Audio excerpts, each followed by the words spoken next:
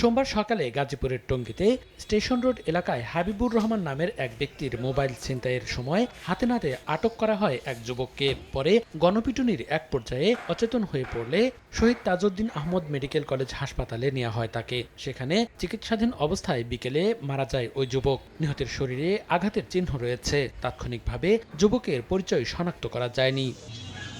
এদিকে মাগুরা সদর উপজেলার আলাইপুর গ্রামে আলতাফ হোসেনের বাড়ি থেকে ৭,০০০ টাকা হারিয়ে যায়। রোববার সন্ধ্যায় চোর সন্দেহে স্থানীয় সজল হোসেনকে ধরে আলাইপুর স্কুল মাঠে নিয়ে গণপিটুনি দেন এলাকাবাসী। পরে আহত অবস্থায় তাকে উদ্ধার করে সদর হাসপাতালে ভর্তি করা হয়। সেখানে চিকিৎসাধীন অবস্থায় তার মৃত্যু হয়। এ ঘটনায় জিজ্ঞাসাবাদের জন্য ৩ জনকে আটক করেছে পুলিশ। মনিরুজ্জামান প্রান্ত, সময় সংবাদ।